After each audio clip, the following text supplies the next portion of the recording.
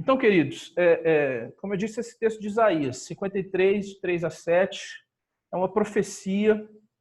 E o livro de Isaías ele me impressiona muito pela exatidão, né, das coisas. E você pode pensar que Isaías profetizou isso há cerca de 700 anos antes dessas coisas acontecerem. E esse texto aqui, embora ele não cite o nome de Jesus, há um consenso geral entre os teólogos e estudiosos que ele está se referindo à pessoa de Jesus. E ele diz aqui que ele foi desprezado, rejeitado entre os homens, né? Ele é um homem de dores, que sabe o que é padecer, um de quem os homens escondem o seu rosto, escondem o rosto, melhor dizendo, alguém que as pessoas têm vergonha, era um desprezado, não foi feito caso dele. E ele levou sobre si as nossas dores, as nossas enfermidades, e aqui há um entendimento errado sobre isso. Tem alguns que vão afirmar aí numa linha triunfalista que o crente não pode ficar doente porque Jesus levou as enfermidades sobre ele, mas obviamente que o contexto, o significado não é esse, né? Não está referindo aqui a isso.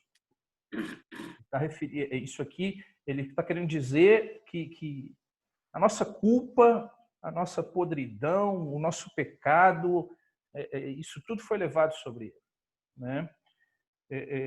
Ele era ferido, aflito, oprimido de Deus, foi transpassado pelas nossas transgressões, moído pelas nossas iniquidades, castigado para que nós tivéssemos paz. As pisaduras, né? Ou seja, as feridas mesmo, por essas feridas nós somos sarados. E todos nós andávamos perdidos, desgarrados como ovelhas que não têm pastor, se desviando pelo caminho, mas ele levou a iniquidade que era nossa, e oprimido, humilhado, não abriu a boca, como cordeiro foi levado ao matadouro, como ovelha muda perante os seus tosqueadores e não abriu a boca, ele reafirma.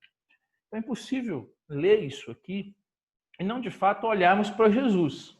Obviamente que os israelitas desse tempo talvez não tivessem essa compreensão, mas nós que já temos o Novo Testamento em mãos e já sabemos do que aconteceu com Cristo, nós sabemos que isso se refere a ele, porque foi exatamente tudo que aconteceu com ele.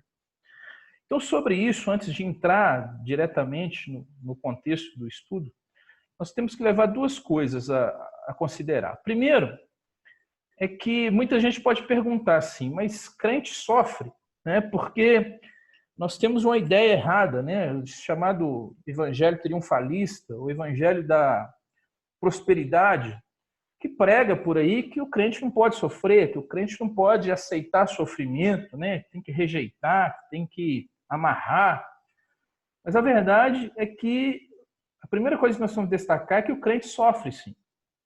Então, se você ouviu algo diferente disso por aí, em algum lugar, é preciso você repensar esse critério, esse conceito. Nós sofremos, sim.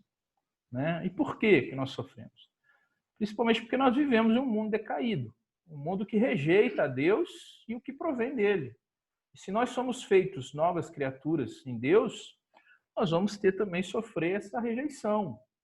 E vamos sofrer por isso e vamos sofrer por causa do pecado, que é, infelizmente, enraizado no nosso ser, e nós somos libertos da escravidão do pecado, mas nós continuamos sofrendo com a presença do pecado. Em algum momento nós caímos e o sofrimento é resultado disso. Então, essa ideia de que crente não sofre, e se sofrer porque está em pecado, isso não é bíblico, né? Porque o próprio Cristo sofreu e ele não tinha pecado, como nós lemos no texto agora. O texto de Isaías vai dizer isso, que ele sofreu isso tudo por nós sem ter pecado. Então, o próprio Cristo nos advertiu que nós teríamos aflições nesse mundo.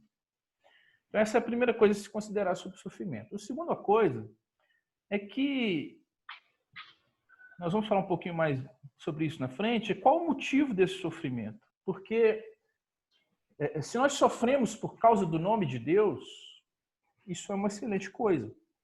É um motivo de sermos dignos de sofrer por esse nome, é motivo de alegria. E João e Pedro já diziam isso quando foram presos por curar o coxo na entrada do templo.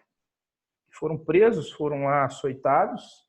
E ao saírem dali, a palavra de Deus diz em Atos que eles saíram exultantes por serem dignos de sofrer pelo nome de Deus. Então, até digo algumas vezes que se a gente não tem sofrido pelo nome de Deus nesse mundo, é porque talvez a gente não tenha desempenhado corretamente o nosso papel de cristão nesse mundo.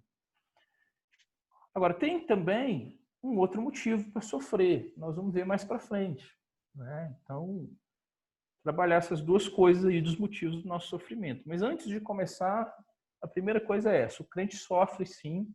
E a segunda coisa é que tomara que o nosso sofrimento seja somente por expressarmos a nossa fé no nome de Deus.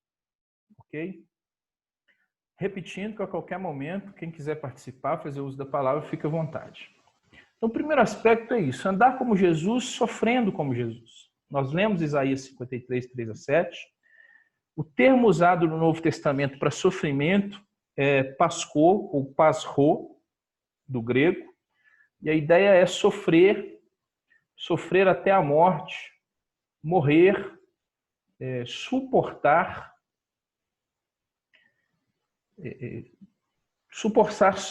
dores realmente, sentir uma emoção pesada, suportar punição, passar por sofrimento. E especialmente ele vai se referir a essa questão de sofrimento mesmo, e ele se refere a qualquer parte de nós, seja física ou mental. Então, essa palavrinha do grego aí, quando ela é usada, ela expressa isso tudo. Então, não é só um sofrimento físico, ela amplia isso para a parte mental, emocional e todos os aspectos que estão envolvidos na questão do sofrimento. Definido isso, Jesus experimentou de fato sofrimento. O profeta predisse isso lá atrás, cerca de 700 anos antes, e o Novo Testamento confirma isso. Então, que tipos de sofrimentos Jesus enfrentou a partir desse conceito que nós colocamos aí de pasro? Sofrimentos em todas essas esferas. Então, Jesus experimentou sofrimento físico. A partir do momento que ele teve fome, ele teve sede, ele se sentia cansado da sua jornada diária, que era pesada, aquele monte de gente atrás dele, querendo cura, né? Muitas vezes ele não tinha nem como caminhar no meio da multidão. Isso tudo, obviamente, esgotava-o fisicamente. Ele experimenta esse sofrimento. E é lógico que ele experimenta um grau maior ainda desse sofrimento físico ao ser açoitado e ao ser crucificado. Né? Nós trabalhamos aí um pouquinho a semana passada, uma pincelada rápida nas duas naturezas de Cristo. Nós vimos que ele passou pela cruz como homem. Então, ele sofreu todas as dores de fato ali.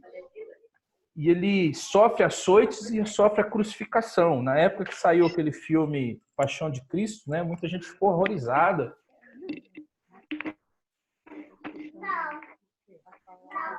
Então, tivemos um pequeno pique aí para não deixar de virar hábito, né? Mas não se preocupe, eu vou sempre estar voltando rapidamente, se Deus quiser. Então, quando lançou aquele filme A Paixão de Cristo, muita gente ficou horrorizada com as cenas ali dos açoites em Cristo, não é?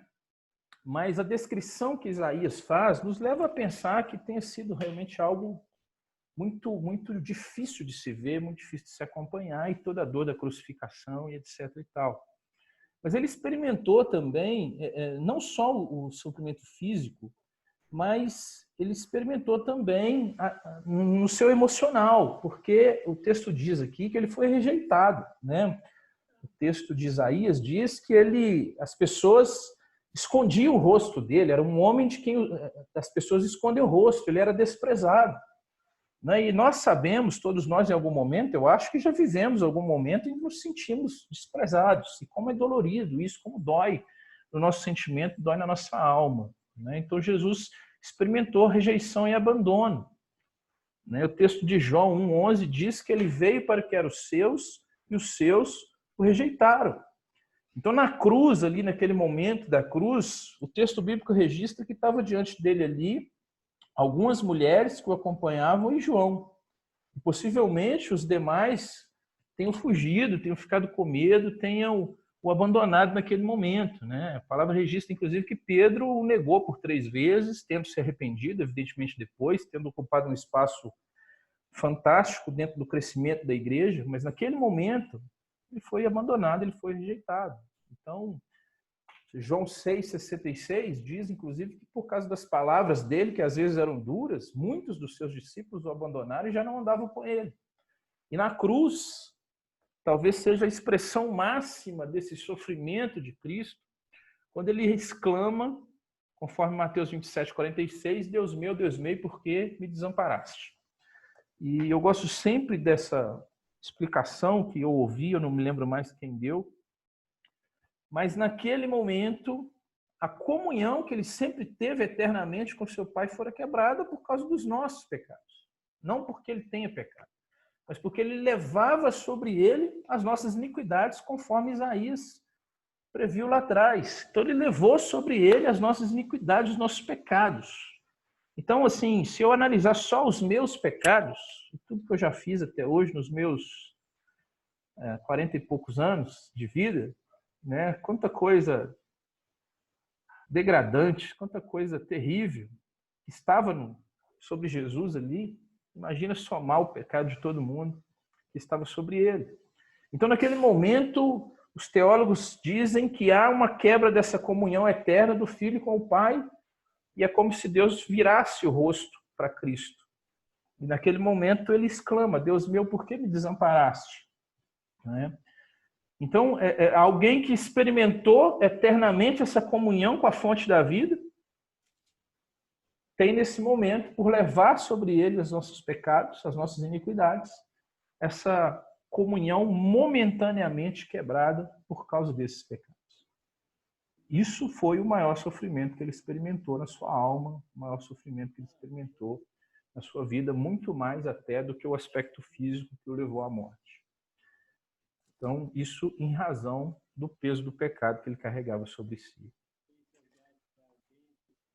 Como ele enfrentou esse sofrimento? Nós vimos o tipo de sofrimento que ele enfrentou. Já que ele é o nosso exemplo, e o tema do estudo é andar como Jesus, nós precisamos entender que ele sofreu, que tipo de sofrimento ele sofreu, e nós precisamos entender como ele enfrentou, como ele passou por esses sofrimentos. Lembrando que nós dissemos ano passado que o parâmetro é muito alto, mas isso não nos impede de olhar para ele como modelo, como exemplo, de sermos seguidores, de buscarmos, de fato, como pequenos cristos, a origem da palavra cristãos, imitar o nosso mestre. Então ele foi ofendido, foi xingado diversas vezes, antes e no momento da crucificação. Tem alguém querendo participar aí? Estou ouvindo um... Tem que montar seu Vicente. Então, mas ele está conversando ou ele está tentando participar? Eu não tô... Ele está explicando alguma coisa para alguém lá na sala.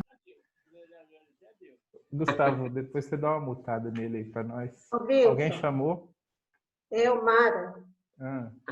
Está ouvindo? Estou ouvindo, pode falar. Em relação a esse tipo de sofrimento, né, que Jesus enfrentou, eu lembro de uma vez um dos estudos que o pastor Cláudio estava fazendo, né, durante a semana, deixando bem claro em relação ao fato dele estar aqui na Terra, já foi um tipo de sofrimento, foi uma humilhação. Ele está aqui no nosso meio, né? Uhum. Entendeu? Então, sim, porque é o que Isaías disse aqui, quer dizer, ele conheceu o pecado mesmo não tendo pecado em momento algum. Por que conheceu? Porque ele levou sobre ele as nossas dores. Então ele deixa a sua glória, ele se torna em forma humana, ele se dispõe a viver nesse mundo, a sofrer tudo que ele sofreu e ainda ter contato. Entenda o que eu estou falando, ele não pecou em momento algum, mas ele tem contato com o pecado. Né? Então isso é também um sofrimento. Então, ele passando por tudo isso, antes, no momento da crucificação, é interessante a gente observar lá nos evangelhos que quando ele era confrontado, seja pelo sumo sacerdote, por Anás, por Caifás, quando ele era esbofeteado ali pelos guardas, quando ele foi levado à presença de Pilatos, nós não ouvimos da boca dele nenhuma palavra nenhuma tentativa de responder, digamos assim, aos nossos olhos, à altura, as ofensas que ele recebeu. E por que não? O texto de Isaías é claro lá, né? Ele fez isso e não abriu a boca. Ele repete isso 2 vezes no verso 7 que a gente leu. Foi oprimido, humilhado, mas não abriu a boca. Como cordeiro foi levado ao matadouro, como ovelha muda perante os seus tosqueadores, e não abriu a boca.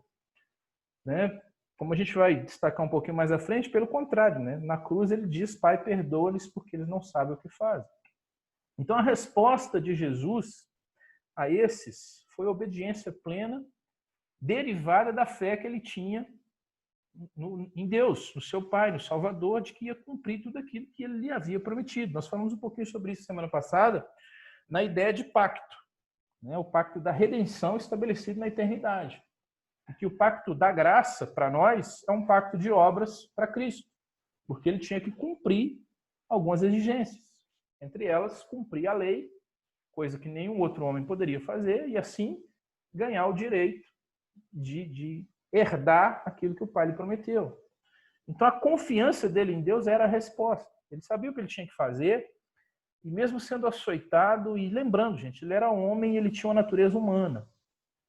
Mas em nenhum momento ele deixou que qualquer outro sentimento dominasse sobre ele ali, e ele não tinha necessidade de pagar a mesma moeda, ele não tinha necessidade de se vingar, ele não tinha necessidade de responder da mesma hora, rispidamente, ou de agredir alguém que o agredia. Então ele confiou naquele que julga retamente.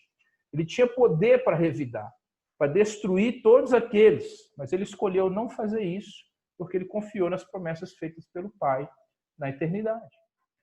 Então, avaliando essas 2 questões, nós podemos passar a nossa questão prática, porque nós estamos aqui para estudar como nós devemos andar com Jesus. Então, entendendo que ele sofreu em todas as esferas, entendendo como ele passou por esse sofrimento, nós podemos nos perguntar como nós devemos enfrentar o nosso sofrimento. E aí eu vou pedir a ajuda de um outro texto, 1 Pedro 2, 19 a 23. Primeira carta de Pedro 2, versos 19 a 23, que diz assim: porque isto é grato que alguém suporte tristezas, sofrendo injustamente, por motivo de sua consciência para com Deus. Pois que glória há se pecando e sendo esbofeteados por isso, suportais com paciência? Se, entretanto, quando praticais o bem, sois igualmente afligidos e o suportais com paciência, isso é grato a Deus. Porquanto para isso mesmo fostes chamados, pois que também Cristo sofreu em vosso lugar, deixando-vos exemplo para seguirdes os seus passos, o qual não cometeu pecado, nem dolo algum se achou em sua boca. Pois ele, quando ultrajado, não revidava com ultraje. Quando maltratado, não fazia ameaças, mas entregava-se àquele que julga retamente, carregando ele mesmo em seu corpo sobre o madeiro os nossos pecados, para que nós, mortos para os pecados, vivamos para a justiça. Por suas chagas fomos sarados. Então aí nós temos alguns aspectos muito interessantes nesse texto de Pedro 2, 19 a 23. A primeira delas que nós podemos voltar a falar é a questão da causa do nosso sofrimento. Perceba que ele diz aí que é grato que alguém suporte tristeza sofrendo injustamente, por motivo de sua consciência para com Deus. Então, ou seja, o que ele quer dizer isso aqui? Aquilo que eu já comentei lá no início. Se o nosso sofrimento é pelo nome de Deus, isso é motivo de júbilo, de louvor e de alegria. Porque é sinal que nós estamos de tal modo ligados a Deus e cumprindo a sua vontade que nós atraímos o ódio daqueles que não compreendem isso. Porque o mundo odeia aquilo que vem de Deus. O mundo está preso no pecado. E nós somos libertos disso. Nós passamos a ver as coisas com uma outra cosmovisão. Nós somos alvos dessa perseguição. Então, suporte esse sofrimento, essas tristezas, sofrendo injustamente, se isso for motivo a sua consciência para com Deus.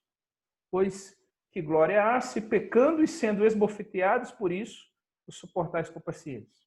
Então ele está dizendo aqui, se você deu motivo para o seu sofrimento, Não tem mérito nenhum seu em aguentar esse sofrimento, porque foi você que buscou isso. Mas se, entretanto, se você pratica o bem e ainda assim você é afligido e suporta com paciência, isso é grato a Deus. E às vezes a gente se depara com essas situações de várias maneiras. E eu não estou dizendo aqui agora só em relação a, vamos dizer assim, um missionário que vai pregar num campo onde tem perseguição e ele está ali pregando a palavra e ele sofre perseguição por isso. Eu estou dizendo, às vezes, que o sofrimento que a gente tem, ele não tem um motivo aparente. Você não provocou isso. Você viveu a sua vida, você procurou viver dentro dos padrões que a sociedade exige, respeitando as pessoas, sendo honesto, mas de repente alguém vem e te faz sofrer por alguma maneira. Eu tenho certeza que todo mundo já passou por uma experiência dessa aqui. Seja na sua vida conjugal, seja no seu relacionamento, seja em casa, com o irmão, com o pai, com a mãe, seja no trabalho, com um colega de trabalho. Alguém que começa a buscar o seu sofrimento por inveja, por querer tomar o seu lugar, ou quando, inexplicavelmente, um casamento se desfaz porque a outra pessoa resolveu que seria melhor se ela ter outra pessoa do lado, e etc. e tal, e você se vê naquela situação e não entende por que está sofrendo. Então, aparentemente, esse sofrimento não foi provocado por você. Mas nós temos, dentro de nós, uma raiz de querer revidar, muitas vezes, esse sofrimento, de querer não ficar por baixo, porque existe uma cultura secular de que nós não podemos levar desaforo para casa. E entenda que eu não estou dizendo que crente tem que ser idiota, que crente tem que ser bobo, de ser passado para trás o tempo todo. O que eu estou dizendo é que nós não devemos querer ser igual a quem nos inflige sofrimento. E nós vamos ver por quê, algumas razões que esse texto de Pedro nos dá, mirando sempre no exemplo de Jesus. Agora, tem o outro sofrimento que é provocado pelo nosso pecado. Somos nós que procuramos. Então, o pecado ele traz sofrimento. E toda vez que você peca, você está buscando para si sofrimento. Este sofrimento não traz alegria. Esse sofrimento não é motivo de júbilo. Esse sofrimento não é motivo de ficarmos exultantes. Muito pelo contrário. Esse é sofrimento desnecessário e é um sofrimento que é consequência dos nossos atos, que são provindos daquilo que a gente faz, ao contrário dos outros que às vezes nós enfrentamos provindo de situações em que nós não temos culpa efetiva, mas ainda assim nós precisamos nos lembrar que nós estamos lidando com pecadores como nós, e esses pecadores agem de acordo com a sua natureza e vão nos levar ao sofrimento muitas vezes. Então, a gente tem que aprender isso. Quando você está num relacionamento, você não pode colocar nessa pessoa a razão da sua felicidade. Você deve amar, você deve ter por ela carinho, amor e respeito, seja seu marido, sua esposa, seu irmão, sua mãe, seu pai, mas ele não deve ser o centro da sua felicidade. O centro da sua felicidade deve estar em Deus. Então, como nós devemos revidar? Como nós devemos agir? Nós devemos nos vingar? Nós devemos reclamar da nossa condição, daquilo que nós estamos passando? Então, de acordo com o texto de Pedro, que nós lemos aí, de 19 a 23, da primeira carta, capítulo 2, nós podemos tirar algumas lições. Ele vai afirmar no verso de 1 que Cristo sofreu em vosso lugar, deixando-os exemplo para seguir os seus passos. Então, o sofrimento de Cristo resulta nisso também, em ser exemplo, para que nós possamos andar como ele andou. Nós vamos ver, como eu disse lá no Calvário, que aqueles que o insultavam receberam dele a seguinte palavra, Lucas 23, 34. Pai, perdoa-lhes porque não sabem o que fazem. E Jesus disse que nós passaríamos por sofrimentos, aflições e somos chamados a enfrentar esse sofrimento da mesma maneira que ele enfrentou. Então, qual é a maneira de enfrentar? Segundo o texto aí, eu levantei 4 razões. Primeiro, é que a nossa reação a esse sofrimento não deve nos levar ao pecado.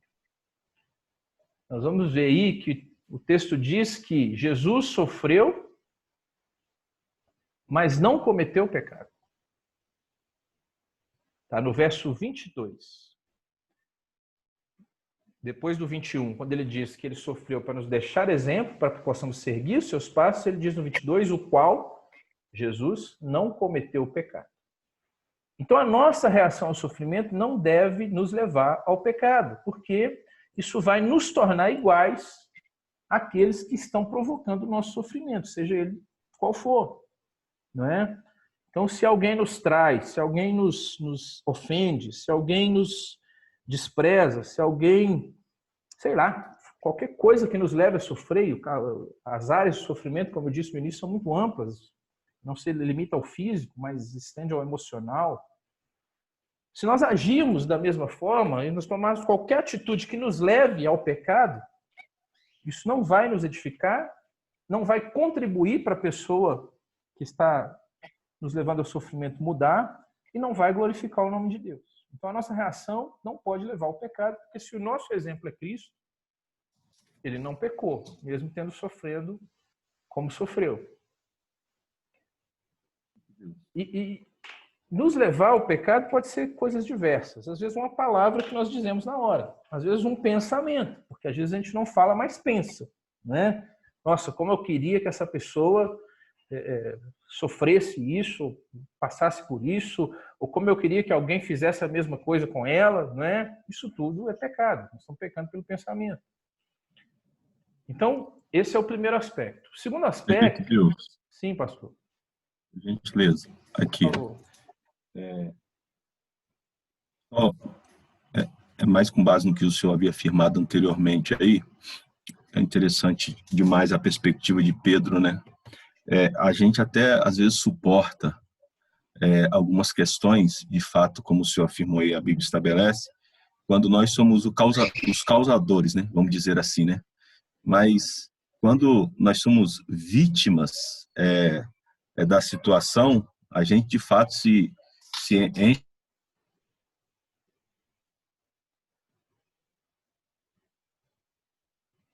Caiu, né? Não estou ouvindo. Caiu? Caiu, não estou ouvindo.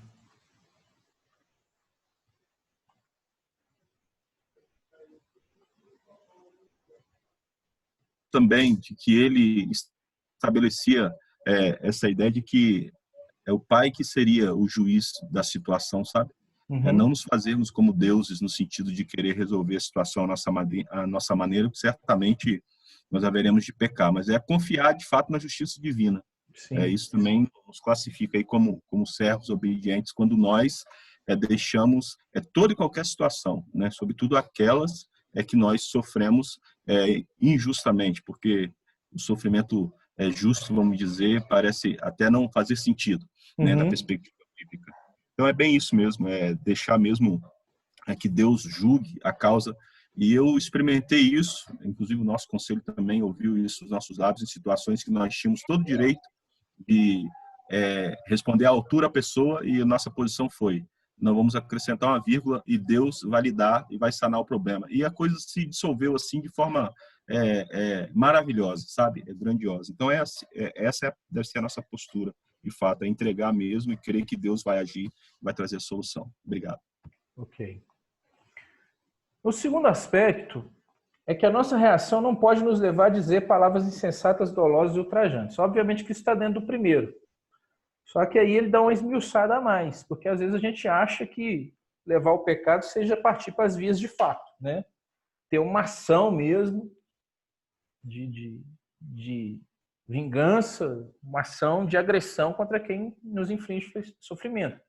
Mas o texto diz, seguindo, que ele não só não cometeu pecado, mas que dolo algum se achou em sua boca. Porque ele foi ultrajado e não revidava com ultraje. Então, vai muito além da questão da ação física, no caso, de ir lá e agredir alguém. As palavras são suficientes para nos levar ao pecado. Nós vimos que Jesus não agiu dessa maneira. Então, muitas vezes, aquela ideia de não levar desaforo para casa nos impele a responder imediatamente. Quando a gente percebe, a gente está falando as coisas piores possíveis, né? E alguém que vê isso, a nossa reação, e quadra de esporte, de futebol, é ótimo para a gente ver isso acontecer de vez em quando, né? Porque o sangue ferve ali. Quando alguém fala alguma coisa, quando você percebe, você já revidou do mesmo jeito. né? Então, o que ele está querendo dizer aí é que nós não devemos ser insensatos em nossas palavras, palavras ultrajantes, né? Palavras dolosas, palavras que agridam mesmo, não só a pessoa com quem a gente está falando, como os ouvidos de quem está ao redor. Ele diz também que a nossa reação não deve resultar em ameaças. Então, perceba que ele vai esmiuçando o que ele falou em relação ao pecado. Então, nós não devemos também, porque às vezes a gente fica só na ameaça, né? Eu vou fazer isso e etc e tal, mas nem isso a gente deve fazer. Porque diz lá que Jesus, quando maltratado, não fazia ameaças. Não é? Então, ele não ficava prometendo ninguém. E aí eu volto na questão do futebol, né? Muitas vezes a gente fala com o outro lá, você vai ver na próxima eu te pego, né? E a vida vai nos ensinando isso. Nós precisamos ser diferentes, nós estamos nesse mundo para ser diferentes. Nós não podemos agir como as pessoas agem. E aí, até dentro do que o pastor já falou, a última questão é que a nossa reação deve ser, até então nós vimos 3 reações na questão negativa, né? Não pode, não deve. Agora, na questão positiva, a nossa reação deve ser entregar a Deus totalmente o caso e a pessoa. Foi o que Jesus fez. Quando ele diz que quando maltratado, verso 23, ele não fazia ameaças, mas entregava-se àquele que julga retamente. Então, nós vamos ver que essa questão da vingança, ela não deve ser uma reação pessoal nossa. Ela não deve ser algo que a gente resolva por nós mesmos, por mais que seja o sofrimento. E como é difícil. Eu já passei por isso. E talvez, nesse momento da minha vida, seja mais fácil compreender isso pela experiência que a gente acumula. Talvez você que seja ainda um pouco mais jovem tenha que lutar com isso e não concorde muito com o que eu estou falando, mas a verdade é que essa postura, vamos dizer assim, de serenidade, descanso em Deus, ela deve ser adotada em toda e qualquer situação, por mais difícil que seja. Obviamente que às vezes a gente cai, às vezes a gente se deixa levar pelo momento, pela emoção, a gente solta alguma palavra, a gente tenta de alguma forma revidar na hora, mas como Jesus, nós precisamos nos entregar e entregar toda a situação e aquela pessoa àquele que julga retamente, né? Porque nós não devemos, não nos torneis a ninguém mal por mal, esforçai-vos por fazer o bem perante todos os homens. Se possível, quando depender de vós, tende paz com todos os homens. Não vos vingueis a vós mesmos, amados, mas dai lugar à ira, porque está escrito: a mim me pertence a vingança, eu é que retribuirei, diz o Senhor, nas palavras de Paulo aí.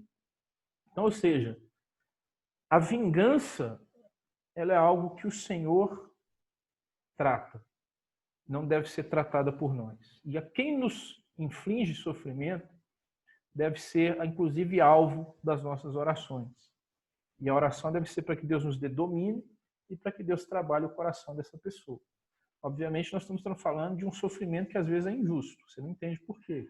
Porque quando você sofre porque você procurou, você deve se arrepender e buscar a Deus que restaure o seu coração, né? Então, irmãos, sobre sofrimento era isso. Se alguém quiser completar alguma coisa agora, eu vou passar para a perseverança a seguir, porque o nosso tempo já se vai.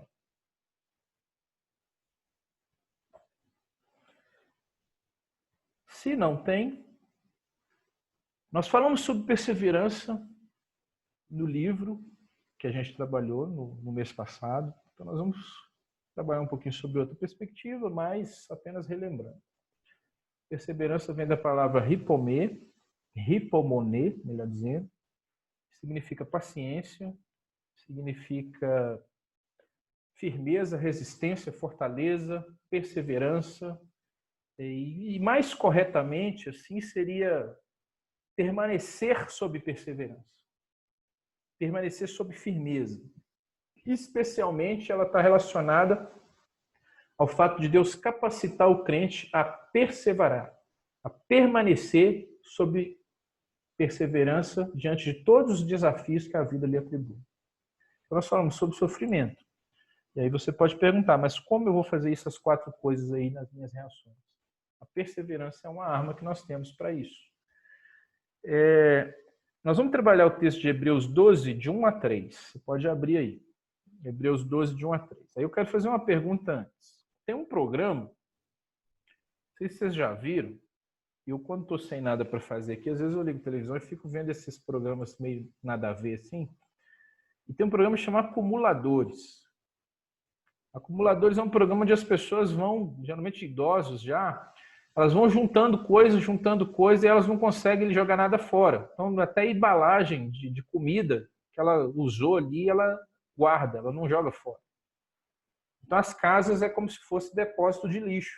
Não tem espaço para mais nada. É jornais, embalagem de comida, coisas sem importância nenhuma, mas aquela pessoa é tão apegada àquilo, ela é tão ligada a essas coisas, e sei lá, a psicologia vai explicar, né, porque a gente não consegue entender, que ela não joga nada fora. Então, um grupo de pessoas vão a essa casa, psicólogos, assistentes sociais, trabalhar com essa pessoa, porque às vezes os próprios familiares já chamaram ajuda, porque os familiares já não conseguem conviver mais com essa pessoa, né? Porque, obviamente, onde tem essas coisas, resto de comida, inclusive, vai juntar ratos, baratas e outros tipos de coisas. E quando essas pessoas chegam lá para trabalhar com esses acumuladores, é uma dificuldade imensa de convencê-los a mudar, a jogar essas coisas fora. Então, uma embalagem de biscoito que estava ali há não sei quantos anos que é jogada fora provoca nessa pessoa uma tristeza, uma reação. E muitos desses casos, nos programas, no meio do caminho, a pessoa desiste de fazer aquela mudança e continua a sua vida como está. Então, é necessário entrar na justiça, pedir interdição dessas pessoas. Por que eu estou falando isso? Porque o texto de Hebreus vai dizer que nós precisamos prosseguir no nosso alvo, na nossa corrida, na nossa carreira, mas deixando de lado algumas coisas. Nós vamos ler o texto. Então, eu faço uma pergunta agora, é o seguinte. Você ganha uma passagem, essa passagem vai te levar no trem da vida. Imagina essa situação hipotética aí. Aí você começa a fazer as suas malas, começa a preparar a sua bagagem antes de embarcar no trem da vida.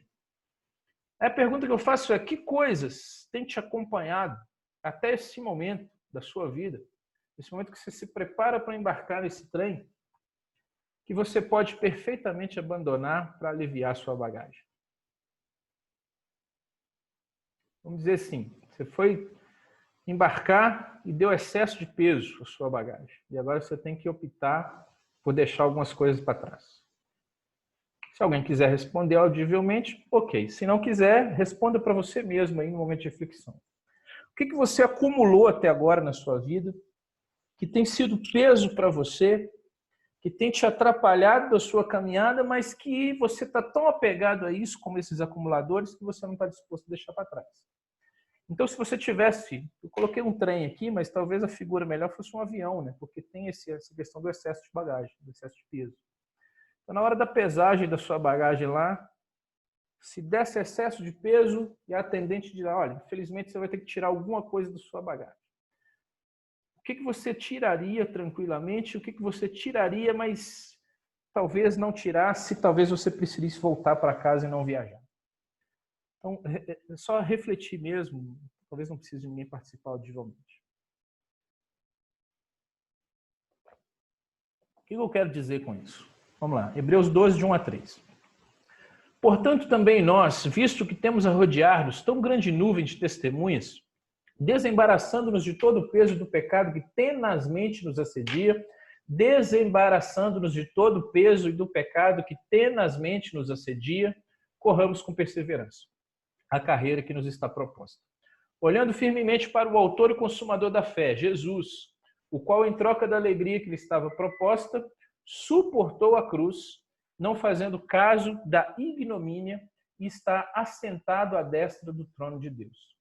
Considerai, pois, atentamente aquele que suportou também a oposição dos pecadores contra si mesmo, para que não vos fadigueis,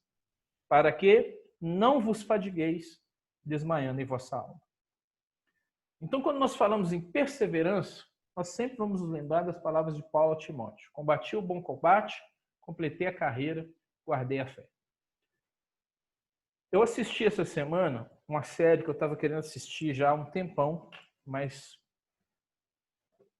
os afazeres do seminário não me permitiam pensar nisso. Então, disse, na primeira semana de férias, eu vou tirar para curtir preguiça e vou assistir essa série, porque o Gustavo já tinha assistido E ele tinha feito propaganda já, e como eu sou apaixonado por esporte, como eu vi essa época que é retratada na série, eu fiquei louco para ver, e eu vi, e eu amei, gostei demais, recomendo para quem gosta, que chama The Last Dance, ou, como foi o nome em português, O Último Arremesso. Essa série relata a carreira do Michael Jordan, que é o maior jogador de basquete de todos os tempos. Alguém pode discutir, mas não tem dúvida nenhuma. E a sua trajetória no Chicago Bulls, que fez com que eles ganhassem, de 91 a 98, 6 campeonatos em 8 disputados.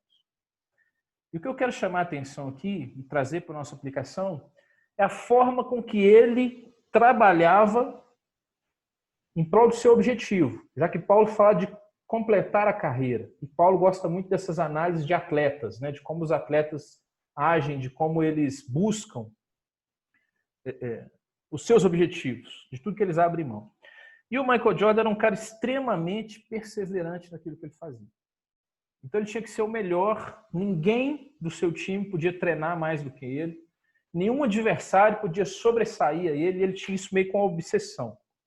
E ele agia nos treinos de modo a motivar os seus companheiros, às vezes até de forma insuportável, sendo um cara chato mesmo, às vezes até com palavras que humilhavam os caras, para despertar neles um sentimento de querer dar resposta a ele.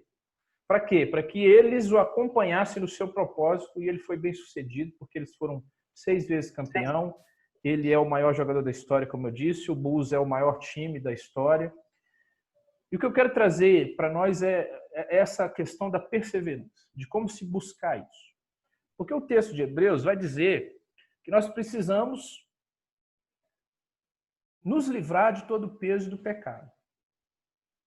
Para que isso nós possamos correr, para que corramos com perseverança a carreira que nos está proposta. Então, nós, como servos de Deus, nós somos meio que chamados a uma corrida, né? A uma caminhada, vamos dizer assim, mas uma prova. E nós somos chamados a perseverar nessa prova. Nós estamos nessa corrida, mas essa corrida, ela não é uma corrida de 100 metros, é uma maratona, é uma corrida longa. E nessa corrida, você tem um caminho que você precisa percorrer. Você, na maratona, você não pode cortar um atalho, você não pode desviar do percurso que foi traçado. Então, você tem um caminho como cristão para correr essa maratona. Nós sabemos qual é esse caminho, né? Jesus disse, eu sou o caminho, a verdade e a vida, ninguém vem ao Pai senão por mim. Nesse caminho, nós estamos cientes que vai ter muitas dificuldades. Mas nós não temos opção. Nós não podemos desviar. Nós não podemos sair desse caminho e encontrar caminho mais fácil. Esse caminho ele deve ser enfrentado metro a metro. Mateus 10, 22, Jesus disse, aquele que perseverar até o fim será salvo. Então, a partir do texto de Hebreus que a gente leu, como nós devemos correr essa maratona? Ou seja, como nós devemos caminhar nossa vida cristã a partir desse conceito de perseverança. O primeiro aspecto que o texto nos traz é que nós precisamos nos desembaraçar de todo o peso do pecado que tenazmente nos assedia. Então, aquela pergunta inicial lá, se você está para viajar, mas deu excesso de bagagem, o que tem na sua bagagem que está pesando muito que te impede de seguir viagem? Né? O que está na sua bagagem que precisa deixar para trás, mas que você insiste em carregar com você? Que você insiste em levar com você? Que você insiste em dificultar a sua caminhada, que você não consegue deixar de lado, assim como os acumuladores. Né? Então, o que nós estamos insistindo em arrastar nessa corrida? Qual é essa bagagem excessiva? Pode ser um hábito meu. Né? E às vezes é um hábito que não necessariamente vai trazer grandes consequências. Alguém pode dizer assim, mas isso não é pecado. Mas talvez isso esteja te atrapalhando. O que nós estamos insistindo em levar? Prioridades, hábitos, quais pesos? O que precisa ficar para trás? Então ele diz aqui que o pecado que tenazmente nos assedia precisa ficar para trás. Nós precisamos nos levar desse peso. Qual é esse pecado que tenazmente nos assedia? Partindo... Bia, cala a boca aí. Ah, eu sei as duas. Mas a Mar caiu, o pastor caiu. Então, um monte de gente caiu. Quem caiu, vede que se levante. Estou de pé, já estou de pé. Já estou de pé também. Não permaneça caído. Então, irmãos, ele diz aí, o peso do pecado que tem nas mentes nos assedia. Nós vamos deixar isso para trás, porque isso nos atrapalha na nossa corrida, na nossa perseverança. Que pecado é esse? Nesse contexto de Hebreus, pelo aquilo que foi apresentado no capítulo anterior, capítulo 11, nós podemos concluir que isso é a falta de fé, principalmente a falta de fé. Então, a falta de fé é que nos faz vacilar quando nós estamos nessa corrida, quando nós estamos nessa maratona. É a falta de fé que nos impede de seguir quando a gente encontra dificuldades. É a falta de fé que nos impede de olhar para Deus como aquele que pode nos ajudar nessas dificuldades. Então, nós vamos desanimar se nós não tivermos fé. Então, diante das dificuldades do caminho, claro que outros pecados podem nos fazer cair, né, desanimar, desistir, mas principalmente a questão da falta de fé. Nós precisamos estar atentos a esses pecados todos, mas nós precisamos firmar a nossa fé. Então, o primeiro aspecto é deixar todo o peso do pecado, seja ele qual for. E esse pecado que nos assedia. E focarmos a nossa fé naquele que nos ajuda a percorrer esse caminho, essa maratona. É a razão da nossa perseverança. O segundo aspecto, e já partindo para o final, não se preocupe, nós já estamos acabando, é que nós devemos correr com perseverança, mas olhando para Cristo. E por que nós devemos olhar para Cristo? O texto vai nos trazer aí as razões. Primeiro, porque ele é o autor e consumador da fé. Segundo, porque ele suportou a cruz com todas as dificuldades que lhe foram impostas. Ele poderia ter desistido, parado pelo meio, ou lá no Getsêmani, quando ele ora e por 3 vezes, a ponto de suar sangue, ele diz que, se possível, o cálice fosse afastado dele, mas que, contudo, não fosse feita a sua vontade, mas a vontade do Pai, porque era isso que ele tinha em mente. Terceiro, porque ele completou a sua carreira, ele cumpriu a sua jornada aqui e agora ele está desfrutando da sua vitória, sentado à destra do Pai. E quarto, porque tudo que ele fez foi para que nós não nos deixemos vencer pelo cansaço. Então, por mais que a gente esteja cansado nessa corrida, por mais que às vezes o peso do pecado que a gente insiste em manter conosco dificulta tanto a nossa caminhada que as pernas ficam pesadas, não é difícil seguir em frente, a gente pensa em desistir diante das dificuldades. Se nós olhamos para Cristo, nós vemos nele aquele que é o autor e consumador da fé. Então, isso elimina a nossa falta de fé. Nós vemos aquele que suportou a cruz com todas as dificuldades que lhe foram impostas. E nós vemos que ele completou essa carreira e desfruta hoje das recompensas disso. E principalmente porque o que ele fez é suficiente, como diz o texto de Hebreus, para não deixar que nós nos desanimemos e deixar que nós sejamos vencidos pelo cansaço, ou como diz o texto lá, que nós desmaiemos. Então, para encerrar, Jesus, ele é o modelo. Né? Nós vamos ter outros personagens bíblicos aí que você pode buscar, que vão ser modelos de perseverança para você. Mas assim como o Michael Jordan lá naquele time, da maneira dele, buscava não só atingir o objetivo dele, mas levar com ele todo o seu time, para que todos eles pudessem alcançar com ele, vamos dizer assim, os louros da vitória, nós precisamos perseverar e nós precisamos também nos importarmos com aqueles irmãos que estão conosco na caminhada e que precisam ser fortalecidos também dia a dia através das nossas atitudes. Às vezes nós somos inspirações para muitas pessoas.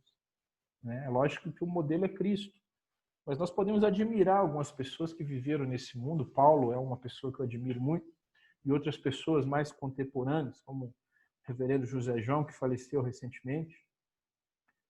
E às vezes alguma pessoa olha para você também como inspiração. Então, a importância de perseverar, os benefícios disso não é só pessoal. Isso é levado também àqueles que estão ao seu redor para seguir em frente diante das dificuldades. Então, olhemos para Cristo, irmãos. Não só os nossos sofrimentos para agirmos como ele agiu, como também na perseverança para enfrentarmos todas essas situações.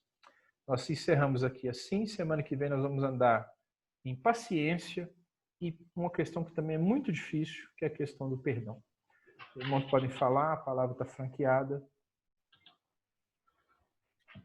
Gostaria só de pontuar a questão do desembaraçando. Desembaraçando-vos.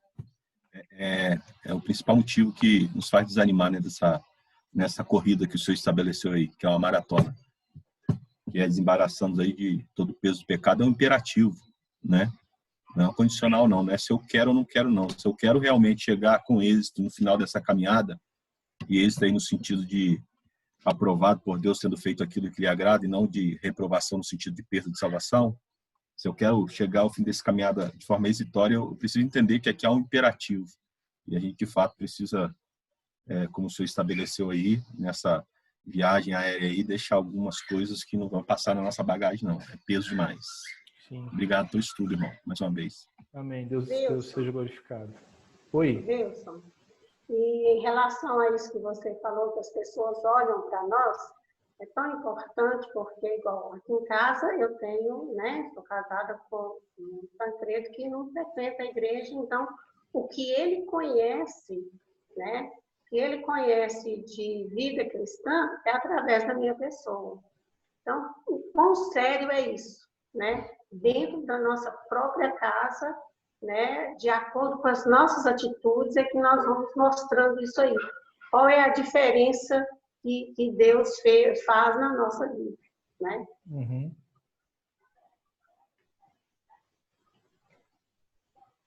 Fica a dica, quem gosta de esporte, procura essa série depois, está na Netflix, chama Último Arremesso. É arremesso final, na verdade, não é o último arremesso, mas parte do princípio que o arremesso final foi o último, então dá no mesmo.